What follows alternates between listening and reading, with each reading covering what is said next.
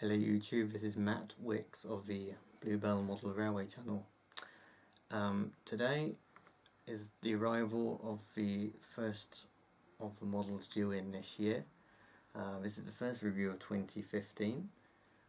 Here we have, after 3 years of waiting, the Bachmann Class E4 built by the London Brighton South Coast Railway. I'll take you through a little bit of the history. The London Brighton South Coast Railway E4 Class are a class of 062 tanks steam locomotive designed by Robert Billington, entering traffic in 1898. The radial tanks were essentially a larger version of the E3 class. Brighton Works built 75 E4 tank locomotives from 1897 to 1903. So this model obviously is the Southern Railways livery version, which some of you may recognise as the one on the Bluebell, but it's very important that this is not a preserved example. There are several little things which make it not preserved, but if you wish it to be preserved, it's good enough to be preserved. But it is actually based as it would have been in 1920 or around that sort of time. So we'll take you around the locomotive in just a second, but we'll take you through what you get with the model. Firstly, there's obviously a sheet and a list of spares and how to assemble. And there's also various points of where to oil it, etc. You also have a warranty and a product maintenance page on there as well. Leave that to one side, that's just pretty basic stuff, what you get with every model. You have some nice details here. We've got the brake rigging. We also got some lovely root discs here, which is very good of Bachmann to provide these. We have some screw link couplings.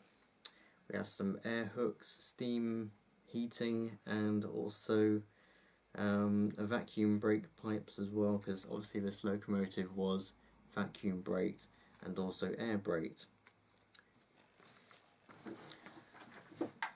Okay, let's take a look at this model in a little bit more detail. Starting at the front end and the livery. The livery itself is nicely applied. I'm still slightly skeptical on the colour of the green on this. I mean or shade of green I should say. If it is 1920s, I think it should be olive green. This is quite a dark green, but then again it's only my opinion. It is slightly too dark compared to other olive green locos I have in my collection. But the numbers and lining are really nicely applied, very crisp.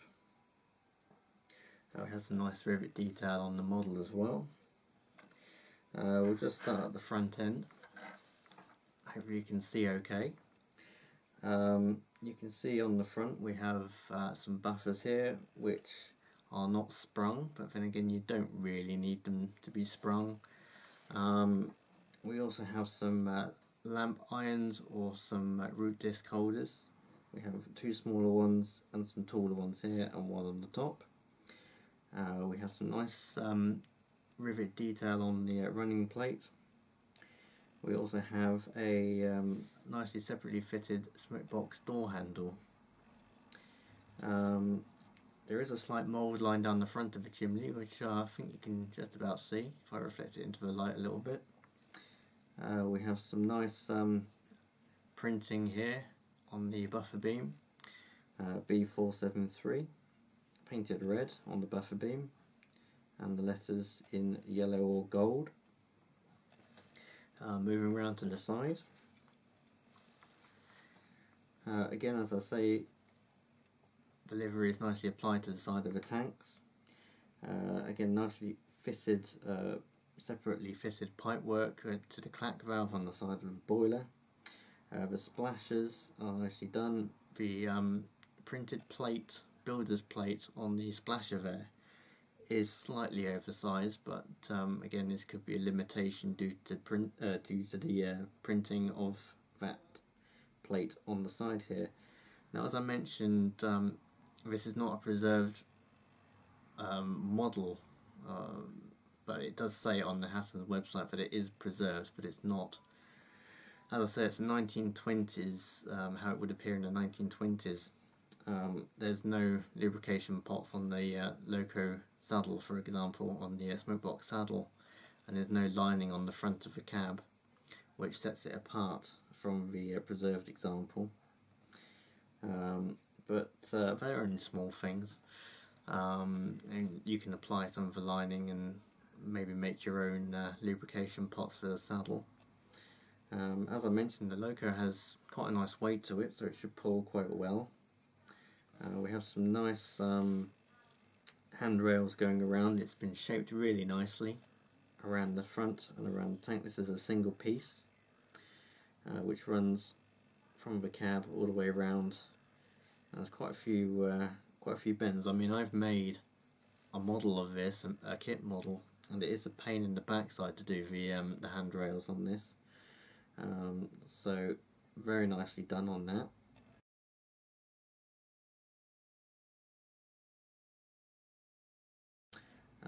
Got some lovely detail on the top of the tanks. We have a fire iron holder there. We have the two filler caps, and we have some nice pipe work down the top of the boiler. The safety valves are very nicely modelled here, painted red on the top. Separately fitted whistle in front of the cab. Moving back down the side, you can see the Westinghouse pump here, and it's got quite a few nice details on here. It's got the plaque on the bottom here, got some nice pipe work around the side, a nice bit of gold on the top, just to highlight the top of the pump. Cab is nicely done, nice rivet detail on the top of the cab roof.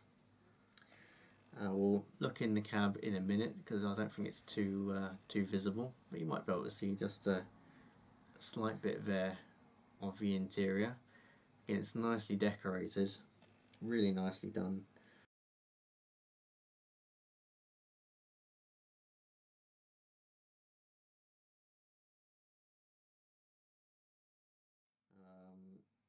Lining along the running plate as well. The steps are nicely done, nice pipe work behind the steps. This is the radial axle on the back. I have read some moans that it does derail going backwards, but we'll find out a little bit later on. Going around the back, we have a nice coal bunker here. Nicely fitted lamp irons or root disc holders. Again, no sprung buffers on the rear. We've got a number printed in the middle of the bunker on the rear. And on the other side it's pretty much the same. Got an extra pipe going along the top here to the smoke box. Wheels are nicely painted as well, green with a black outline around the edge, and again some nice pipe work behind the cab steps here. You can also see the reverser lever here, nicely painted with silver top with red, and also a nice little handle, gold painted handle in there as well in the cab. Okay, as you can see, the Loco is now on the rolling road, so let's give it a spin and see how it is. This is straight out the box, never run, never tested, so let's see how it goes.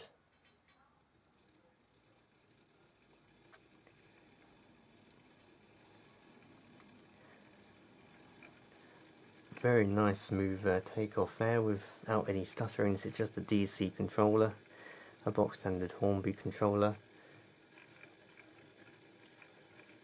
And this is running on DC at the moment. It is DCC ready, of course, and it takes a 6-pin chip.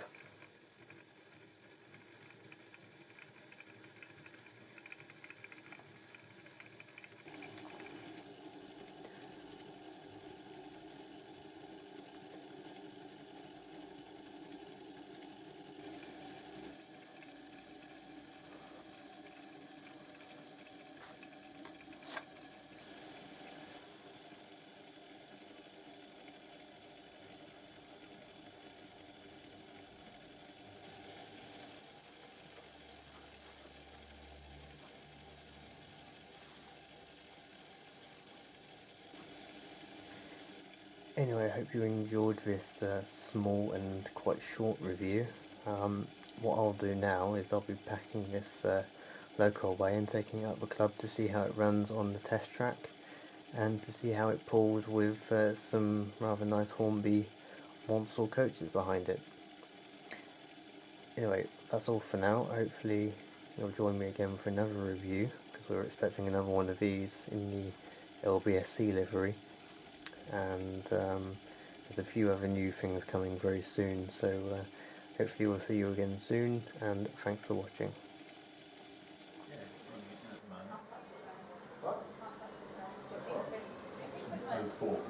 Oh yes, yes. You're not painting it, you're just, the paint's gone hard. No, I know you smooth your face. I'll leave this sort of hung over the arm of the chair. I don't want to drop this, but you get that.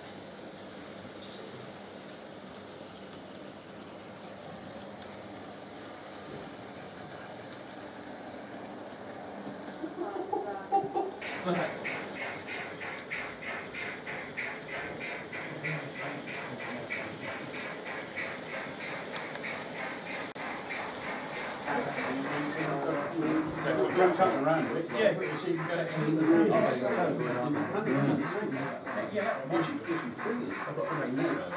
definitely think Bachmann E4 Class are home at the moment. Like 2 or 3 of my homey ones.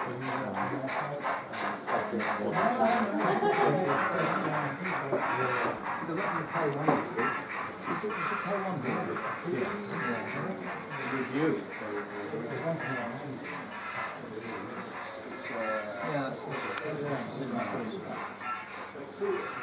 Needs a bit more detail in valve.